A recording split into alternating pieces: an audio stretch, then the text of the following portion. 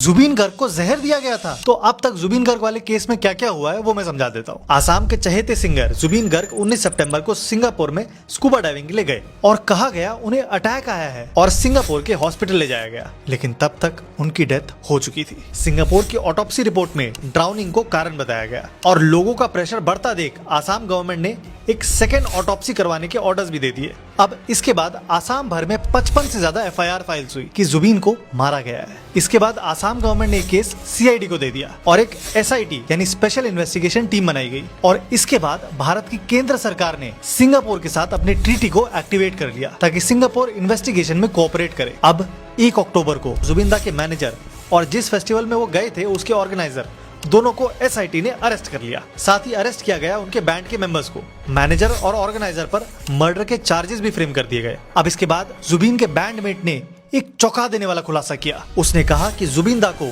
उसके मैनेजर और festival organiser ने जहर दे के मारा है और जानबूझ के एक फॉरेन लोकेशन सेलेक्ट किया गया। और जुबीन एक एक्सपर्ट स्विमर थे तो डूबने का तो सवाल ही पैदा नहीं होता है। और सबसे इम्पोर्टेंट बात, जब जुबीन दा सांस नहीं ले पा रहे थे और मुंह के पास झाग निकल रहा था तब उनके मैनेजर ने कहा कि ये एसिड रिफ्लक्स है और जाबो दे मतलब जाने दो। कुछ हो ना हो, आसाम की जनता जुबीन दा को ऐसे ही जाने तो नहीं देगी।